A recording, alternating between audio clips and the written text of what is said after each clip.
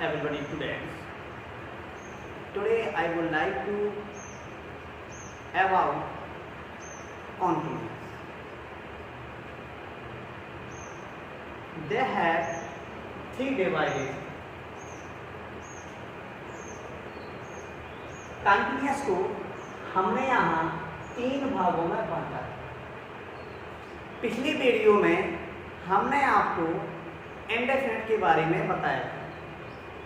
आपको पता होना चाहिए कि आपके टेंसों के जो पार्ट होते हैं वो 4 होते हैं: indefinite, continuous, perfect, perfect, continuous. तो उस दिन हमने आपको इंडेफिनिट आपको टेंस बताया था और आज हम आपको बता रहे हैं कंटिन्यूअस। हम आपको इस तरह से समझाने की कोशिश कर रहे हैं। कंटिन्यूअस को हमने 3 भागों में बांट दिया क्योंकि आपके कंटिन्यूअस 3 होते हैं। 3 इंडेफिनिट होते हैं, 3 कंटिन्यूअस होते हैं, तो 3 परफेक्ट होंगे, तो 3 परफेक्ट कंटिन्यूअस। हम आपको इसलिए समझाते हैं कि यदि आपने एक कंटिन्यूअस को समझ लिया तो जो पास्ट और फ्यूचर की कंटिन्यूअस है वहां समझने की जरूरत नहीं है। आप स्वयं ही अपने आप ही आप पास्ट और फ्यूचर कंटिन्यूअस को आप स्वयं हल कर सकते हैं। केवल एक कंटिन्यूअस को समझने की जरूरत है। अब देखिए प्रेजेंट कंटिन्यूअस। प्रेजेंट कॉन्टिन्यूअस की जो पहचान होती है वो होती है रहा है, रही है, रहे हैं। पास्ट कॉन्टिन्यूअस की जो पहचान होती है वो रहा था, रही थी, रहे थे। और जो फ्यूचर कॉन्टिन्यूअस की होती है वो रहा होगा, रही होगी, रहे होंगे। तो इसमें डिफरेंस क्या है? रहा है तो है क्योंकि है प्रेजेंट होता है। रहा था तो था पास्ट का होता है। रहा होगा फ्यूचर का होता है क्योंकि होगा पहचान फ्यूचर की होती है। तीनों टेंसों में आपको जरूरत क्या है? सबसे इंपॉर्टेंट होता है कि इन टेंसों की केवल हेल्पिंग वर्ब और वर्ब, जिसे कहते हैं मेन वर्ब, जिसे कहते हैं वर्ब की फॉर्म, वो तुम्हें याद होना चाहिए। तो प्रेजेंट कंटीन्यूअस की जो हेल्पिंग वर्ब है वो इज आर है और वर्ब में आईएनजी। पास्ट कंटीन्यूअस देखो वॉज और वर, वर्ब में आईएनजी। फ्यूचर कंटीन्यूअस देखो will be, shall be, verb में आईएनजी। यानी आप देखें तीनों टेंसों में verb plus ING, verb plus ING, verb plus ING, यानी तीनों टेंसों की वर्ब की फॉर्म बराबर हैं, एक जैसी। अंतर क्या है? केवल हेल्पिंग वर्ब। तो हेल्पिंग वर्ब आप याद कर लीजिए। अब हेल्पिंग वर्ब कैसा यूज करना है? आपको पता है कि इज सिंगुलर है तो सिंगुलर सब्जेक्ट के साथ इज का प्रयोग करना है। आर प्लूरल है तो प्रयोगकर्ता के साथ करेंगे हम। एम का प्रयोग केवल कर्ता आई के साथ किया जाता है। वाज और वेयर में वॉज सिंगुलर है तो सभी सिंगुलर कर्ता के साथ वॉज लगाना है। वर प्लूरल है तो सभी प्लूरल कर्ता के साथ वर का प्रयोग करना है। और इंपॉर्टेंट ये है कि आई के साथ वॉज का प्रयोग किया जाता है। फ्यूचर में देखिए आप विल बी और शैल बी। एक बार दिमाग में रखो, विल और शैल का प्रयोग हम पर्सन को देख कर रखते हैं। यदि फर्स्ट पर्सन है, फर्स्ट पर्सन में कौन कौन आते हैं? आई और बी।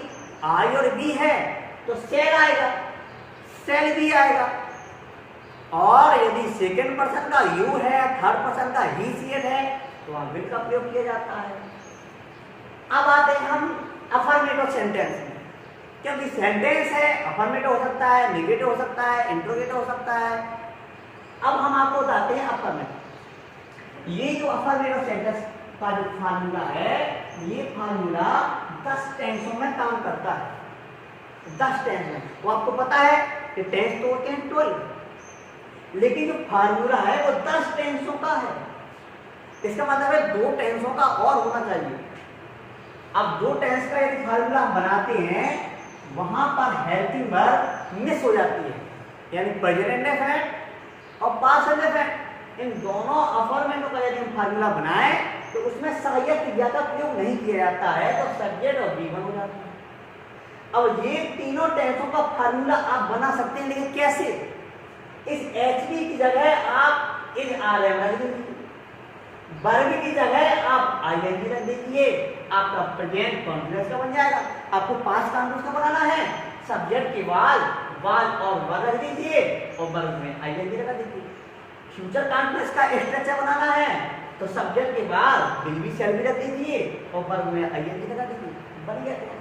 अब हम आपको एग्जांपल देते हैं कि आपको एक टेंस से तीनों टेंस कैसे आप बन सकता है, आप कैसे इसको हल कर सकते हैं। जैसे हमने कहा कि वह है घर पर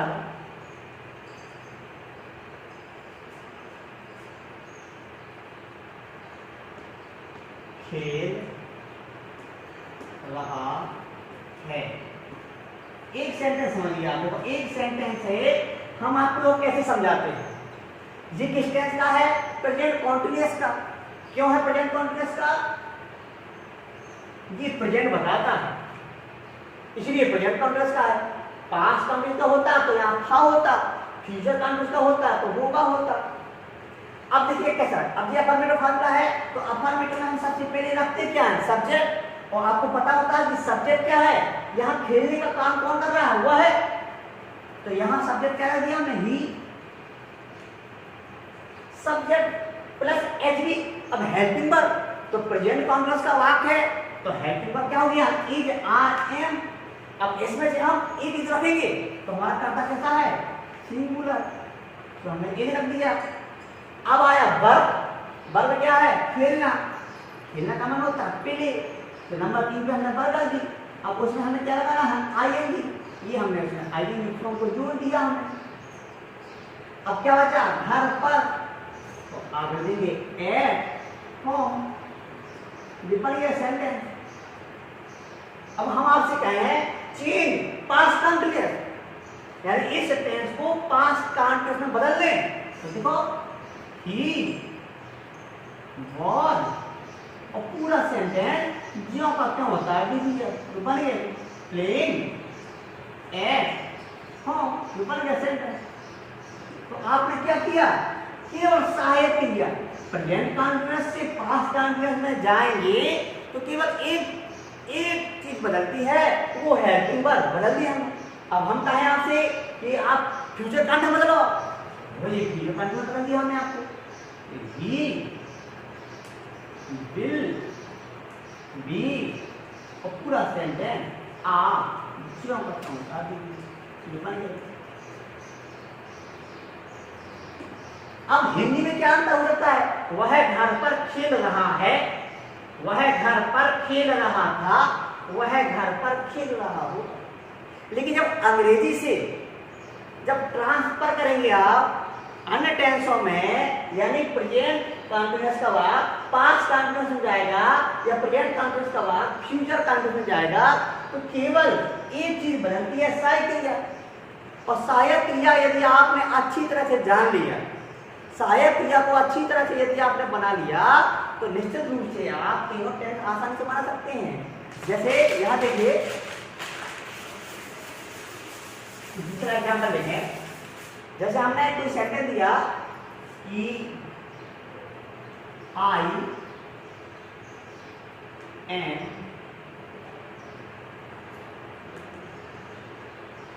sitting here। अब आपसे कोई पूछे किस टेंस का वाक्य है तो आपको बता ही देंगे कि यहाँ पर एम लगा है, तो एम का मतलब होता है प्रेजेंट कॉन्टिन्यूअस। अब हम आपसे कहें कि इसको पास्ट कॉन्टिन्यूअस बदल दो, तो आई वॉज सिटिंग, ये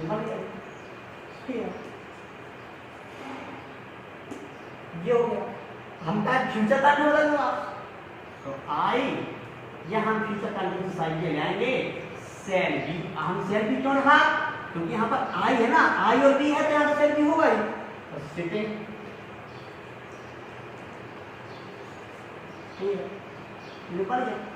तो हमारे कहने का मतलब क्या है कि यदि आपने एक काम को अच्छी तरह से यदि आपने समझ लिया तो आपको तीनों कॉन्टिन्यूअस बहुत अच्छी तरह से समझ में आएंगे।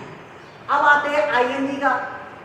तो आईएनजी आपको बता दिया जाए कि 12 में से 6 टेंस तो आपके आईएनजी के हैं, यानी आधे टेंस तो सीधे आप आईएनजी के ही होते हैं। तो आईएनजी का सिस्टम एक बार समझ लेना आप कि यदि एंडिंग में जैसे कोई वर्ड है और हमें यहाँ पर गिव दिया और गिव में आप आईएनजी जोड़ेंगे तो क्या करेंगे आप, ई को हटाना पड़ेगा। तो एक रूल आ जाता है यहाँ पर, यदि वर्ब का अंतिम अक्षर ई है तो आप ई को हटा करके आईएनजी लगाएंगे। तो ऐसी बहुत सी वर्ब में आपको मिलेगी जिनका अंतिम अक्षर आपको ई मिलेगा तो ई हटा कर आप आईएनजी लगाएंगे। दूसरा क्या है, जैसे हमने यहाँ पर सिक में आईएनजी लगाया तो एक नियम यहाँ भी हम आपको बता देते हैं कि अंतिम अक्षर यदि कॉन्सोनेंट है और उसके पहले यदि एक वोवेल है तो फिर अंतिम अक्षर डबल हो जाता है। जैसे जैसे सिट में आईएनजी लगाएंगे अंतिम अक्षर डबल हो जाएगा। कट में आप आईएनजी लगाएंगे तो डबल टी हो जाएगा। तो ऐसे आपको बहुत से वर्ड मिलेंगे जिनमें आईएनजी का कुछ रूल आ जाता है। जैसे डाई है, DIE, और आपसे कोई कहे कि डाई में आईएनजी लगा दो तो डाई में आईएनजी लगाएंगे तो उसका भी रूल देख लो आप। यदि अंतिम अक्षर आई और ई है तो आई और ई आपका बदल जाता है वाई में। जब वाई में बदलेगा तो यहाँ देखो कैसे बन जाएगा, DY हो गया, अब आईएनजी लगा दिया। तो ऐसे भी बनाई जाती है। कई तरह के आपको नियम आपको आईएनजी के रूप में मिलेंगे आपको। तो हम आपको ये बताना चाहते हैं कि यदि आपने एक कॉन्टिन्यूअस को यदि बना लिया तो आपको तीनों कॉन्टिन्यूअस बड़े आसानी से बना सकते हैं आप। और भी आप उदाहरण देख सकते हैं आप। अब हम आपको बताते हैं कि कॉन्टिन्यूअस देखो, किसी भी टेंस को अपने सीरीज में बदलोगे तो एक चीज बदलती है। अब जैसे कोई वाक्य है कि he is writing an essay, जैसे मैंने आपको ये सेंटेंस दिया, आप पास्ट टाइम बदलोगे तो यहाँ वाज हो जाएगा, बन गया। क्या बताऊं, आप फ्यूचर टाइम बदलोगे तो यहाँ बिल भी रख दीजिए, आप बन गया। मतलब एक चीज बदल गया।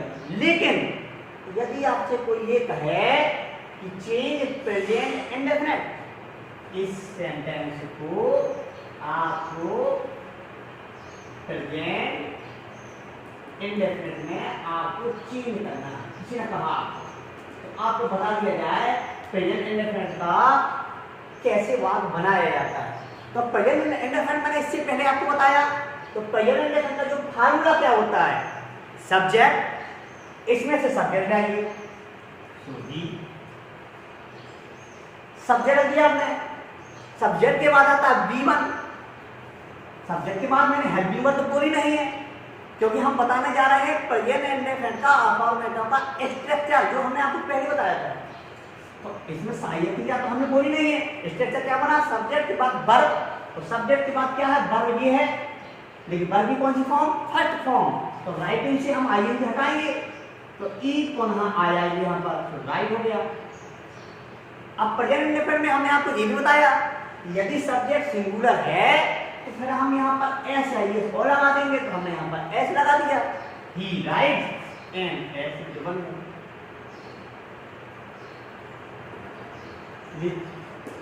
तो प्रेजेंट कॉन्टिन्यूअस से आप यदि प्रेजेंट इंडेफिनिट आएंगे तो थोड़ा कठिन होता है।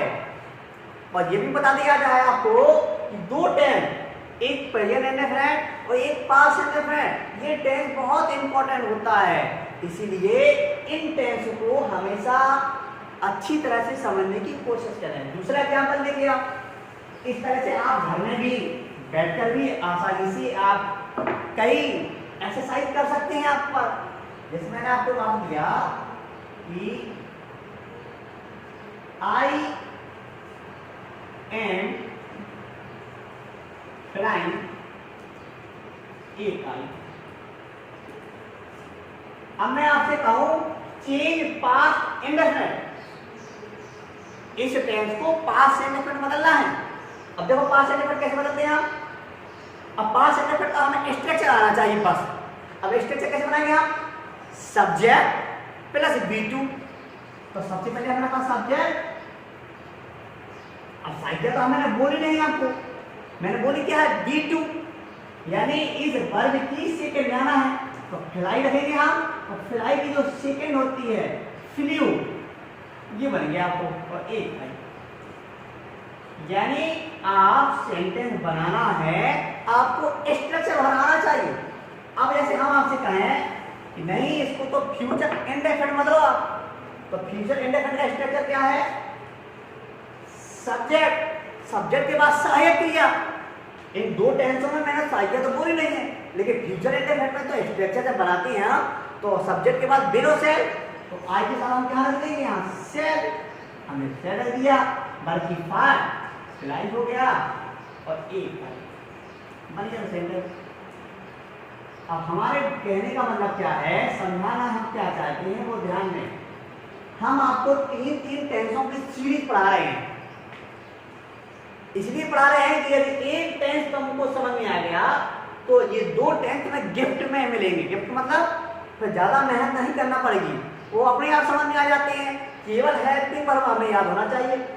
अब जितना अच्छी तरह से आप इन सब चीजों को समझ लेंगे, सब्जेक्ट क्या है, हेल्पिंग वर्ब क्या है, वर्ब क्या है, जितने अच्छे सेंटेंस को आप बना लेंगे उतना जल्दी आप बेसिक वाइज सीख जाएंगे, उतनी जल्दी आप डायरेक्ट से इनडायरेक्ट बना सकते हैं, उतनी जल्दी आप स्टोरी भी बना सकते हैं, और उतने ही जल्दी आप वर्बों की फॉर्म को रख सकते हैं। ऐसे कई सेंटेंस आप बहुत अच्छी तरह से कर सकते हैं, लेकिन टेंस को बहुत अच्छी तरह से आना चाहिए, क्योंकि टेंस ग्रामर की जड़ होती है। यदि हमारा टेंस ही वीक होगा तो हमें कुछ आना नहीं है। तो ऐसे आप कई तरह के सेंटेंस आप बना सकते हैं, लेकिन आपको करना क्या है? मीनिंग्स और वर्ब, ये दो चीज आपको स्वयं करना है। आपको हेल्पिंग वर्ब भी को याद करना है, आपको वर्ब भी याद करना है, और आप जितनी मीनिंगफुल आप होंगे, जितनी ज्यादा आप मीनिंग करेंगे, जितनी ज्यादा आप वर्ब करेंगे, उतना अच्छा टेंस हो जाएगा आपका। तो ये मैंने आपको कंटिन्यूअस की सीरीज बताई है। अब आप 2, 4, 10 सेंटेंस, 20 सेंटेंस आप स्वयं बनाइए। स्वयं बनाने के बाद आपको खुद लगेगा कि हमारी समझ में आया है कि नहीं आया है, और यदि आया है तो इसकी मतलब है कि हम और आगे बढ़ेंगे।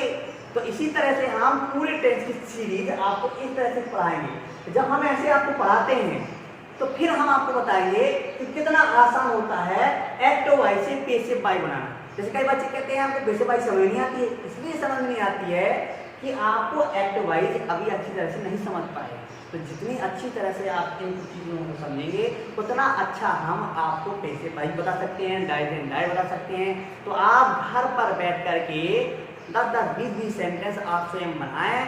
स्वयं बनाने के बाद आप हमें व्हाट्सएप के माध्यम से भी हमें भेज सकते हैं, और उनका हम चेक करके आपको बताएंगे कि आप गलत है या सही है, कौन गलत है, क्यों गलत है, कैसे गलत है, ये सारी चीज़ें हम आपको बताएंगे। लेकिन आपको घर पर बैठकर एक्सरसाइज करना ही पड़ेगी।